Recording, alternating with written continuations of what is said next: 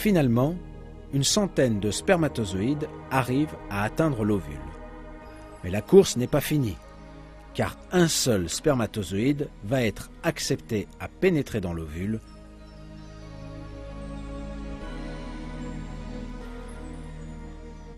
et donc une autre course commence. Il y a un obstacle particulièrement important auquel vont être confrontés les spermatozoïdes.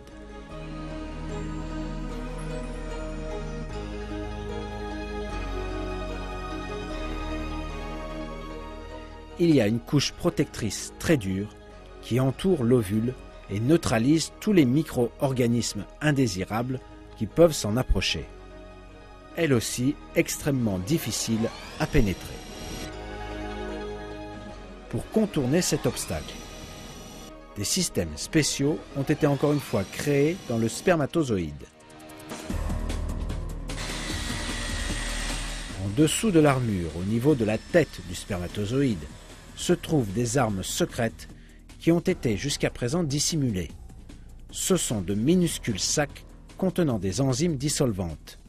Ces petits sacs font un trou dans la couche protectrice en la dissolvant, permettant ainsi au spermatozoïde d'y pénétrer.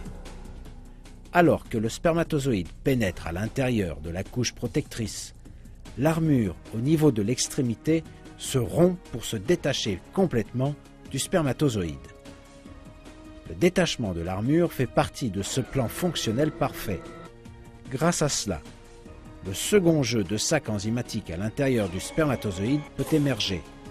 Ceci permet au spermatozoïde de traverser le dernier obstacle en face de lui et, en d'autres mots, percer l'enveloppe de l'ovule. Vous êtes en train de voir maintenant des images prises par un microscope électronique. Le spermatozoïde a une armure de couleur rouge. Cette armure se dissout et le spermatozoïde pénètre dans l'ovule à travers son enveloppe. La formidable conception de la rencontre du spermatozoïde et de l'ovule ne s'arrête pas ici. Dès que le spermatozoïde atteint l'enveloppe de l'ovule, un autre miracle a lieu. Le spermatozoïde abandonne soudainement sa queue qu'il a menée pendant tout ce trajet. Ceci est essentiel, car si le spermatozoïde ne le fait pas, la queue, qui est constamment en train de tourner, va pénétrer dans l'ovule et la détruire.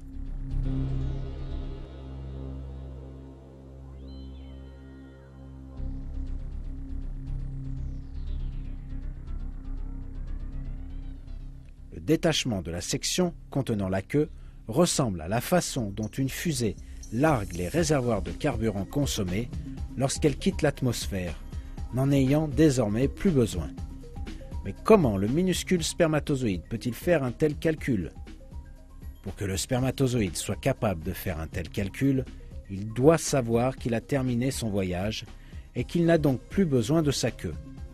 Mais le spermatozoïde est une machine biologique inconsciente, qui n'a aucune intelligence et qui n'est pas capable de percevoir son environnement. Dieu, qui a créé le spermatozoïde, l'a doté d'un système qui permet à la queue de tomber juste au bon moment. Le spermatozoïde, en abandonnant sa queue, perce l'ovule et y dépose son chargement, en d'autres mots les chromosomes, à travers le trou qui s'est ouvert. Le processus de transport des données génétiques est de cette façon terminé. Comme résultat du fonctionnement harmonieux de centaines de systèmes différents et indépendants, les données génétiques concernant le corps de l'homme atteignent l'ovule.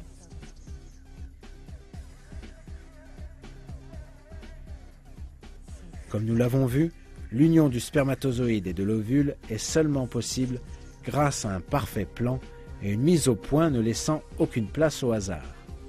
Même si les gens n'y font pas attention, l'intelligence et la mise au point constatées dans tous ces événements prouvent que l'être humain a été créé par Dieu.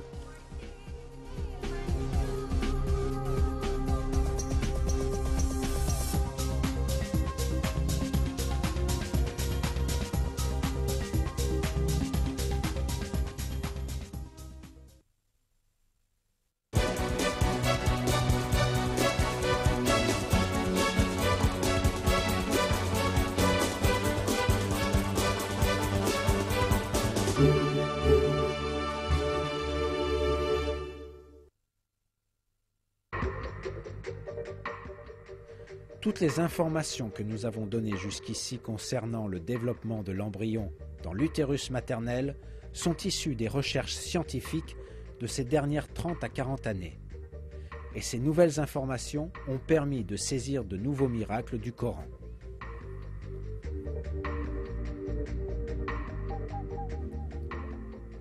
Jusqu'à récemment, on pensait que les os étaient formés en même temps que les muscles. Mais les dernières recherches ont révélé une vérité que les êtres humains ne savaient pas. Le tissu osseux se développe en premier, puis le tissu musculaire se forme autour des os. La chose intéressante est que cette nouvelle découverte a été révélée il y a 1400 ans dans le Coran.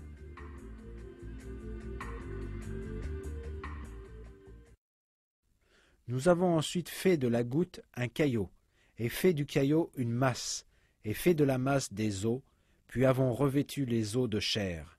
Ensuite, nous l'avons transformé en une autre créature. Gloire à Dieu, le meilleur des créateurs.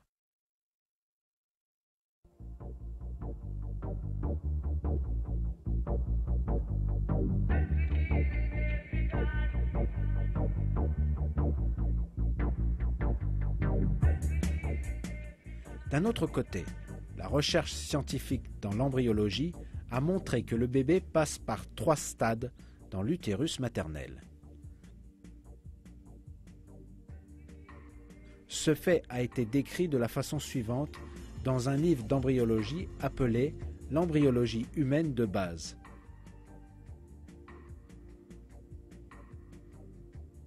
La vie dans l'utérus passe par 3 phases: pré-embryonnaire, les premières 2 à 5 semaines, embryonnaire jusqu'à la fin de la 8e semaine et fétale, de la 8e semaine à la naissance.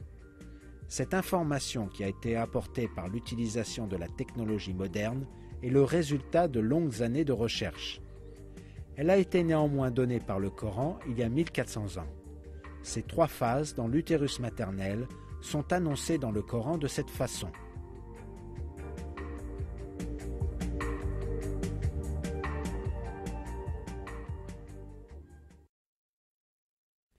Il vous a créé stade après stade dans les ventres de vos mères dans 3 ténèbres. Tel est Dieu votre Seigneur. À lui appartient toute la royauté. Il n'y a pas de divinité à part lui. Comment pouvez-vous donc vous en détourner ?